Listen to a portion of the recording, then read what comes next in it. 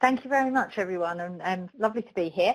So I'm going to talk about 70-20-10, and what's really great is if, as Liz was saying, please type your questions in as we go along. If I don't see them, Liz will prompt me as well.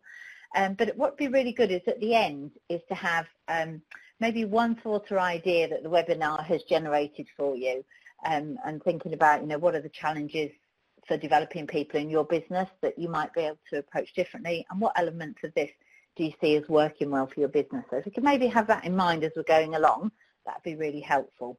So starting off, my name is Jayne McPhillimy, and I'm a learning and development consultant. So I specialise in creating learning businesses, particularly using 70-20-10. I also run leadership development programs, and I do leadership coaching for individuals as well. So in putting this webinar together, what we really wanted to do was kind of help you understand, how much you know already about 70-20-10, and therefore what we can add to that. So Liz has thank you, Liz, she's already put the poll up. So we're just interested to know of the audience here, kind of how much do you know about 70-20-10? Is it something you've not really heard about? You know a fair amount, you've heard bits and pieces, or actually you already know quite a lot about it. So it'd be interesting to know. We're getting approximately, just give people a couple more minutes, getting a fairly even split between two of the options here. So I think there's a couple more people we could maybe going to add to it. So if you publish that, Liz, I don't know whether people can see it now. I have published it, and we did. Great, Carol just mentioned on the chat that if there had been nothing at all, that would have been a really good thing to put on there, and there's a couple of people that have said that as well. So we've got quite not a lot and not at all by the looks of things. Thanks for that, Carol. Excellent. Appreciate that. Thank you. Yes. So not a lot, not at all. So really it's quite new to a number of people as a concept. So that's really great. So thank you very much. So I have planned this kind of from a fairly, introductory level. So in terms of the objectives, what I planned to put into the session was, building understanding around the model and how it can support development of people in your business, how to widen the scope for what's considered to be development activity in your business. So quite often people have quite a narrow perception of what actual learning is, to explore how you can use the approach to build what you might call a learning culture in your organisation, and then to enable people to challenge the idea that learning only happens on a formal training course. So it's kind of, what is 70-20-10? How does 70-20-10 work? What could 70-20-10 look like in your organisation? And also, what are the benefits of 70-20-10? So that's kind of what we're going to focus on today. So we'll get started. Our second poll is really about training budgets in your business. So we just wondered, I'm just interested really to know what's happening with training budgets generally. Are they reducing, are they staying the same, or are they increasing? So this is quite an interesting way for people to manage budgets really effectively in their organisation. So it's an opportunity to increase the amount of development that goes on without necessarily increasing the budget. So it's quite interesting. So we've got some people reducing the budgets and some people staying the same. A couple that are starting to increase. That's nice to hear. So, okay, and I think we've broadcast that result as well now. So interesting. So this is the way that you can actually start to make really effective use of your budgets. So when we talk to people about training and learning and development, they invariably think about formal training. They tend to think about what happened in a classroom with a trainer. And if you ask people, have you had training? Oh, excuse me. If you ask people if they had training, if they haven't been in a classroom with someone, they'll often say no, but they may have had lots of other opportunities to learn and develop. So one of the problems with your structured training is it's often quite inflexible and costly, and you need to get a number of people into a classroom at the same time. And invariably involves time out of the business, so people are away from the business for a while, and it can be challenging to help people to put into practice what they've actually learned on the course. And as I said, people sort of tend to be restricted in terms of thinking I've not had development because I've not been on a course. Well, that's, often not the case. They've often had lots of development, but they just haven't recognised it as that. So that's kind of where a lot of businesses are now. So if you've got the moment in the chat box, just to say, does that sound familiar to you? Is it something that you come across in your places of work at the moment, where people tend to feel that unless they've been on the course, they haven't actually had any development, and it's that very formal development that they're looking for? So yes, we're getting quite a few people saying that that's a familiar idea. So thank you. So what 70-20-10 does is it looks at a model of where you have learning on an experience and practice point of view. So 70-20-10, it's about learning in time. So learning about something at the moment that you need it. And it's often we get lots of work, lots of experience and lots of development actually by doing our jobs sometimes. We very rarely recognise that. So the 70-20-10 model is much more flexible, and it's really focused on looking at the skills and knowledge that you actually need now at this moment, rather than necessarily planning ahead all the time. So it's recognising that there's lots of activity that we undertake that's developing us. So the 70 is about learning through doing the role. So every day as we're doing our roles, we are invariably facing new challenges and finding ways to resolve them. So whether that's dealing with a customer who has a particularly unusual situation that you need to find a new way to solve, whether it's dealing with a member of staff that's got a different problem that you've not come across before, we're always being faced with challenges that we need to find new solutions to, and people rarely recognise that as training or as learning or development, and yet that is where we learn most of what we need to do our roles really effectively.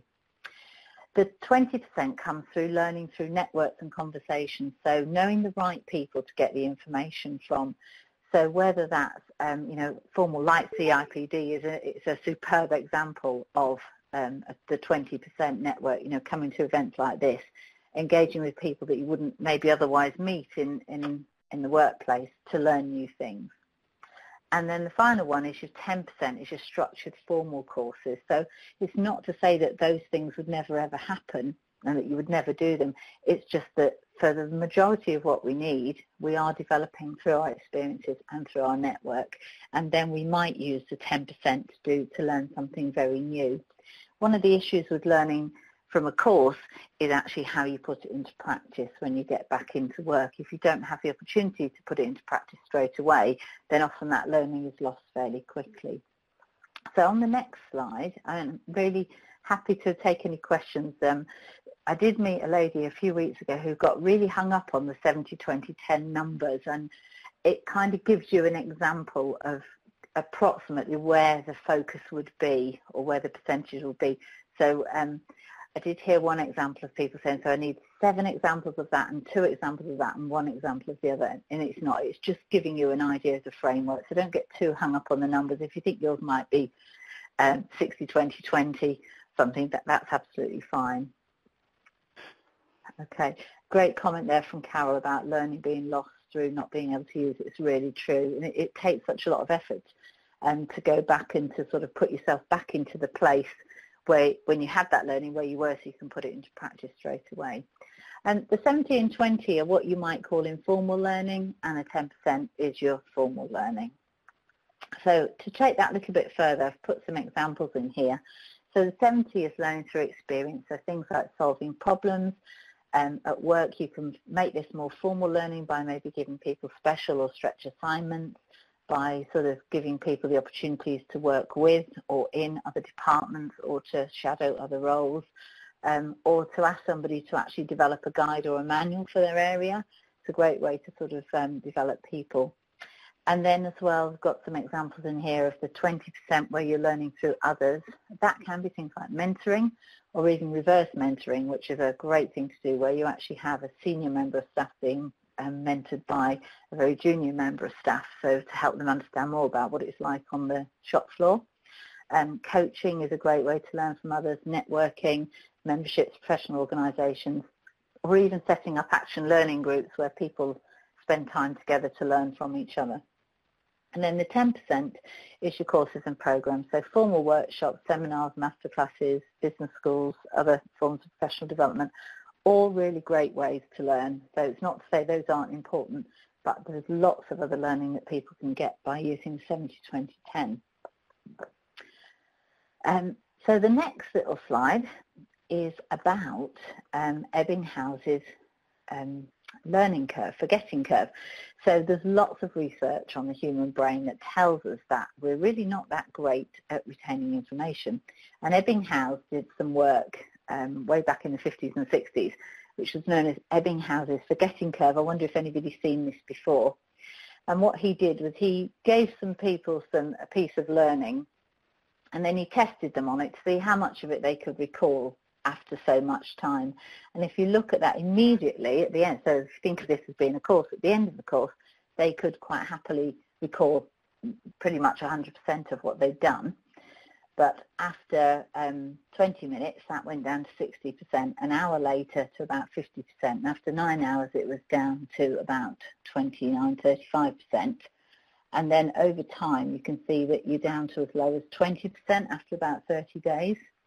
And the key thing here isn't so much that we forget, it's that piece about unless we practice, unless we put the skills into practice straight away.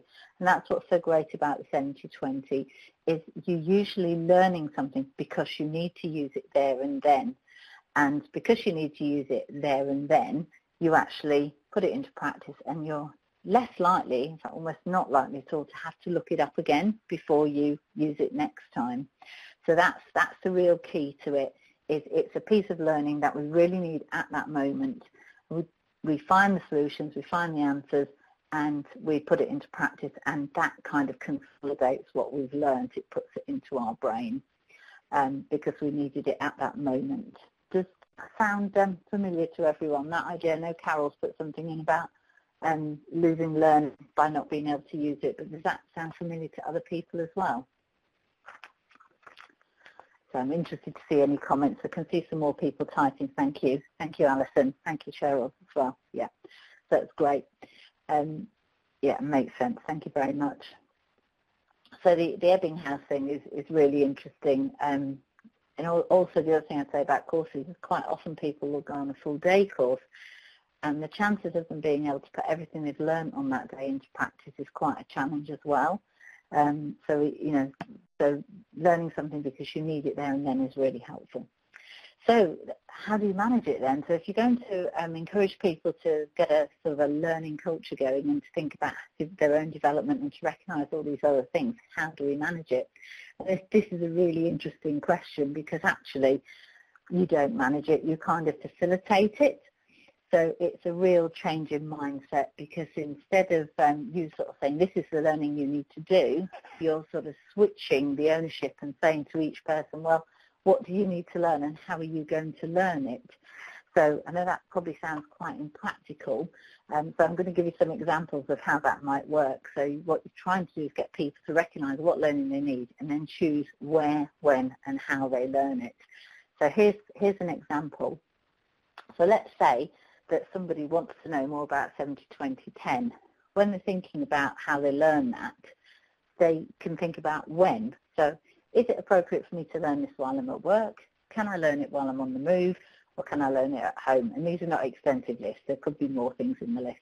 How am I going to learn it? Is it from a PC, a laptop, a tablet, a mobile phone, face-to-face publication? Am I going to the library? Is there a paper, a magazine, etc.? There could be any number of ways to learn that.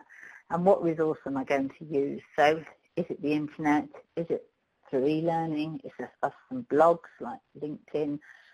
Is there a knowledge bank already in place in the organisation? Is there a mentor I can talk to, etc.? So you can see how those lists could get quite a bit longer.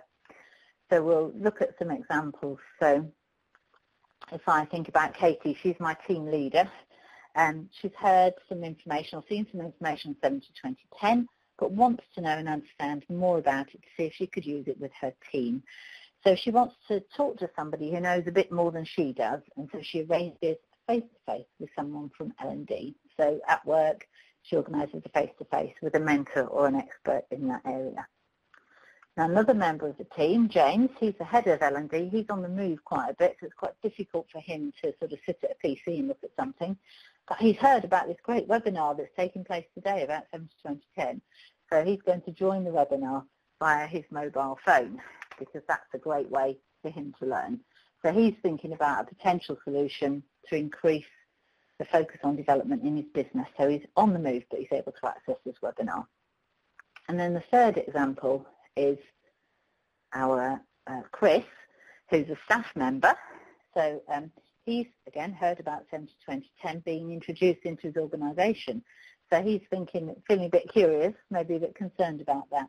So he goes home, and at home he puts 7 to 2010 into his PC, and up comes a lovely little 4-minute clip on the Ebbinghaus forgetting curve, if anybody wants to look at it, on YouTube, which is really good. So there's actually a lovely 4-minute introduction to 7 to 2010 headed up by Charles Jennings, who actually is credited as being responsible for developing the model.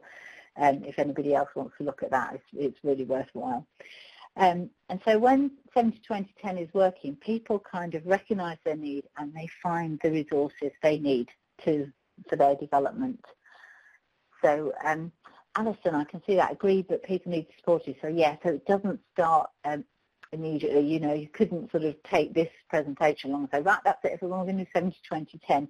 You do need to give people lots of support. So I'm going to cover a little bit more on that, so thank you for that. So in terms of developing that, it is about getting people to start pulling the learning, and, you know, that does take a real change. So learning needs to be where they need it, when they need it. So if you know there's something coming up, like you're going to introduce 7 to 2010, then it is sort of thinking, well, what sort of things might people want, and putting some of that in place, or knowing that there are resources online that they can go and find. Accessing learning when it's going to be most effective for them. So, you know, this comes into this overcoming the Ebbinghaus forgetting curve, which is this info that's put into practice straight away. So it's giving them information that they're going to be able to use, allowing them to solve problems and develop new solutions as well. So when something like this is a bit mature, what starts to happen is that people recognise there's a need for some learning to be available, and they start saying, oh, I've done this, I'll put this together and I'll make it available to everyone. So there's an organisation I'm working with at the moment where they're introducing some new systems, and people are already starting to say, oh, I found a great way to do this, and they're starting to publish things which then other people find really useful. So to help people get the idea of it right from the beginning, I've used a format like this before. So this one is an example of what 7 to 2010 could look like. So start to help people to see where their learning can come from. So this one we did for the team member level. Now I have done these sort of formats for team member, team leader, manager, senior leader as well, and put different examples in according to the level, and also sometimes the role as to whether they're specifically a generalist role and looking after people, or whether they're more of a specialist role with some technical capability as well. So you can do different tables with different ideas in. But the idea is it just gets people started. So some examples of what they could do to learn through experience are things like preparing for and running a team meeting, leading on a specific topic for your team, taking on a champion role, representing your team on a project. You know, so we put together a series, and this is just an extract of it, of ideas of where people are learning through experience, which is on that left-hand side. In the middle, we put together some ideas around how do I learn from others. So finding someone skilled in an area that I need to develop in and spending time with them, joining LinkedIn and finding special interest groups, etc.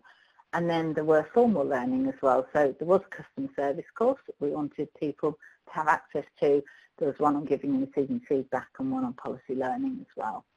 So this was a great way to to start people off with, well, what does it look like? What does it mean?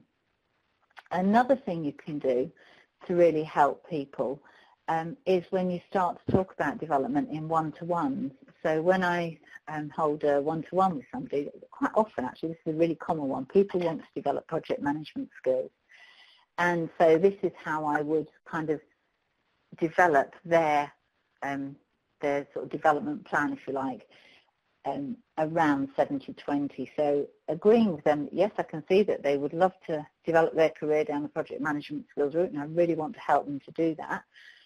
Quite often what they'll do is they'll come and say, so I'd like to go on a Prince 2 course, or I'd like to go on an association project management course. Actually, if you go on those without any experience of projects, it's actually very difficult to get the concepts. So my view would be to say, well, okay, well, let's see how we can involve you in some project management, and start to develop a series of 70-20 activities that start to build up their knowledge and understanding of project management. And then actually in quarter 4, if they've done all these things leading up to there, then I might say, okay, yeah, I think you might well like to go on it might well be beneficial for you to go on a project management skills course now. So that's another way. So that's on an individual level, whereas the previous slide, this slide here, that's more giving a whole team an example of the types of things that they might do, and then really encouraging them to say, and what else is there that you do, and what else has happened, and to have that as a growing list rather than an exhaustive list. So thank you, Carol, and thank you, Anshika, for your comments as well. That's great. So benefits of 70-20-10. So we've got some really great things. When it's established, it really empowers people to take control of their learning, and you need to keep building on that and recognising it and adding those examples to that table to sort of say, oh, this is a really great example of where somebody learned, or when somebody does learn something, getting them to bring it to the team and say, oh, so-and-so's learned this, let's add this into all our knowledge. And it really encourages sharing of learning and experiences, because you're starting to recognise when people are learning things. And it recognises the role that everyone can play in improving performance, because everybody is constantly lifting the bar to say, yeah, and we've learned this and we're now doing this in this way. It allows people to learn in a way that works for them. So I dare say many of you on the call have heard about the learning styles, the Honey and Mumford learning styles, where you've got people who have a preference for being very active in their learning, so just having a go, or people who are reflective, just want to watch somebody else before they do it. So it allows people to think, actually, what works for me, if I'm best being shown something by somebody else, I go find an expert to do it, to show me. If I'm best having a go, then I just get on and have a go. So it leaves people in control of that. And the biggest one for me is broadening people's views of what learning is, because, you come across this idea so often that unless I've been on a course or I've been in a room with a trainer, then I haven't had any training. And it's really changing all of that. And I often bring in things that people do at home. So I say to them, so if something goes wrong with your washing machine or your tumble dryer, what do you do? And there's still a number of people who will ring the number, but there's an increasing number of people who go onto YouTube and have a look and see what they need to do. They need to change a wheel on the car. So we increasingly now do seek out learning ourselves. So it's great to bring the sort of things that people might do outside of work and say, okay, well, could you do that in work? Really improves development planning. So that example I showed you of somebody's development plan for project management, that's about what can we do now that will really help us. So it's about improving development planning, making it real to that person, rather than just, in the past I might have seen that used almost like choosing from a menu. Oh, I haven't done that course yet, so I'll go and do that one. And actually it wasn't really necessarily relevant to my role. And then moves towards the what can I do now thinking. So what can I do now? What else can I do? Be great. Great way. Develops a learning culture in your organisation, and it getting things in place, requires management understanding and support, documents that support the conversation as well, and a range of resources for people to access to get it started. So I can see some great comments coming in. Pauline, thank you. We've added a fourth dimension that cuts across the 20 and 10. It includes TED Talks, excellent, and podcasts as well. Yeah, there's such a wealth of information and ideas on there, and particularly around some of the soft skills things as well, things like confidence building. If anybody's not seen Amy Cuddy's TED Talks yet, they're definitely worth a watch. So yeah, that's great. And Shika, great, lovely to see that you're using YouTube as well. Pauline, you've called it epic. Excellent. Thank you. Yeah, so lovely. So that's Experiential People Insights courses. That's lovely. I'd love to know more about that, Pauline. If you've got anything to share, that'd be great. So it'd be really great for to hear from you now if there's something that you could share with us about, one thought or idea that this webinar is generating for you, something that maybe you're going to do, you're going to take forward to do differently or to start thinking about. Or if you have any questions. Oh, Carol's asking what TED Talks are. Would anybody like to help Carol with TED Talks? There we go. So yeah, put TED into YouTube. And what it is a whole series on almost any topic you can think of business-wise, and probably others as well. I only ever look at business. They're like 10, 15-minute talks by experts in their field. Charles Jennings, I think, has done one on 207 to 2010 because he's a real expert in this area. So he would be great to look at. Amy Cuddy has done them on confidence. There's just thousands of them, and they're great, whatever topic you want. It's great. Okay, so any other questions? So yes, Julie would like to know more about the EPIC as well. That's a really lovely way of putting it. Experiential People Insights and Courses. I like that. It's great. Wow, okay, so Carol's going to have a great time on TED, I think, from now on. How do you monitor effectiveness of the 70-20-10?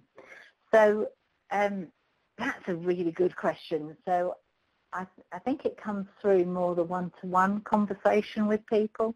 So you can start to, if you have a learning management system, then you can start to monitor access to some of your online learning activities as well as your courses. A lot of it, I think, comes through the manager in the one-to-one, and then you would see it, maybe you would ask questions in your annual surveys. If you do an annual employee survey, that would be a place to score it, to say, how much development have I had in the last year.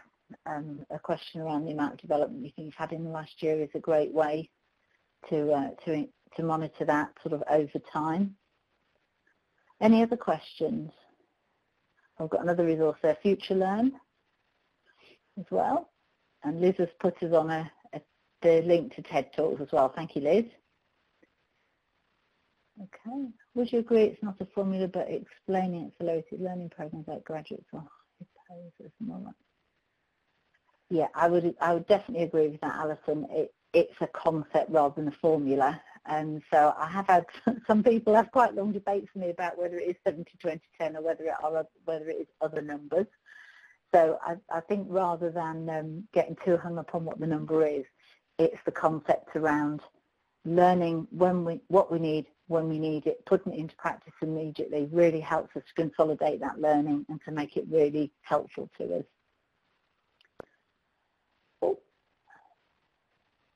Okay, so Pauline, what was the outcome of that? So Pauline did a workshop with people and asked them to cite examples of where they learn the most, put each one on a post-it and map it out.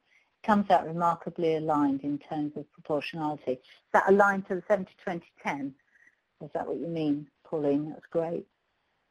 Okay, any other questions or thoughts before I hand back to Liz? If that's okay, Liz? I think we're just about at the end. Yeah, any questions? There we go. I think brilliant. Pauline should do a webinar too, yes. Pauline, are you available? Can we have a chat? Brilliant, thanks, Carol. There's quite a few people typing. Fantastic, Jane. Really information. I wonder what everybody's little gem from today is. I wonder what they're all thinking about that they can action now in their own businesses. With regards to today's event. There's something that somebody's going to pull out from today. I think there's going to be a lot of people going online and having a look at TED and the other online resources aren't there, but I wonder is there something that, something specific that we can pull out from today from a takeaway perspective.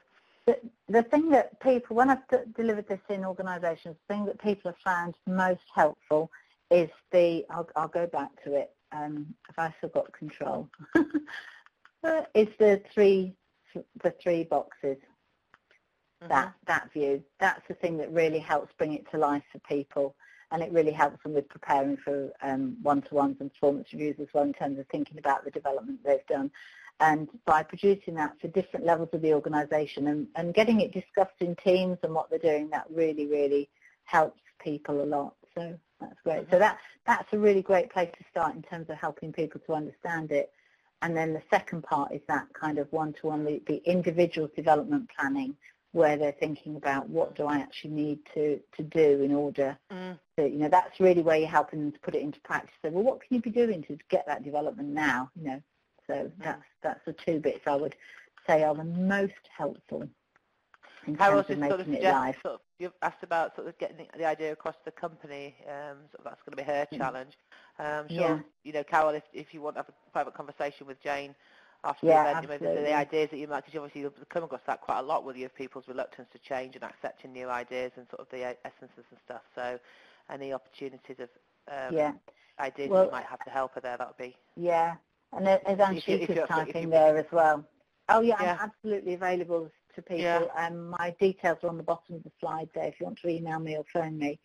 But what Anisha's saying is, I try not to sell it as this is a great way to save money because I think actually it's just a great way for people to learn and for people to get more switched on to learning. It does have the benefit of you can deliver a lot more with less money if you get people on side with it. So quite often the cost one is the thing that will attract your senior leaders initially, but I tend not to sell it from that point of view. I get people to think about, well, if we could get people learning, what difference would that make to this organisation? Yeah, so I'm happy to talk to people. Brilliant, yeah. And Anishka obviously sort of mirrored that as well. So there's lots of questions there. If you ask people to look back on their career and ask them if 70-20-10 works, then they usually agree. Thank you, Alison. I'm sure you'd agree with that, weren't you? And Edward, I think highlighting... absolutely, Edward. Yeah, at the end of courses, I quite often give people at the end of a course that 3-box matrix, if you like, with what are the things that you can do to continue this learning yourself, what can you do with others, and often I give them some books and things to read as well, references or articles and things. So yeah, that's good point. No, very good, very good. Looks like thank you very much for all your comments there coming through. Really appreciate that. It's really, really useful. I think everyone's got a lot out of that. And Pauline, I'm being serious. wink, wink. We'll be back in touch. Thank you, Jayne. Fabulous. I'm just going to sort of round up now if nobody's got any more questions coming through. You can access, I'm still thinking about 70-20-10, you can access all our archived videos, and hey, this is where I'm going with this, lots of opportunity there for the 70 part. There's a huge amount of resource in our archive section from an online learning perspective, so feel free to sort of go in and access those off our website. I've just put the link up there for you. And as always, please leave us some feedback. We'd love to know what you think, because again, that will help us on our consistent learning with the Pay Compliment website. Thank you very much, Jayne, and everybody else. Just to let you know, next week we've got 2 webinars. We've got Time Suck, so Barbara Nixon's going to be talking to us about time management. I cannot believe we're into March already. And on the 2nd of March, we've got Michael Millward, who's going to be talking about the living wage and how that affects HR. We are doing a legal national living wage one a couple of weeks after that as well. But by all means, join us, and you can see all of Jayne's events that she's run so far as well. I'm going to put a link up for that as well in case you'd like to follow that link.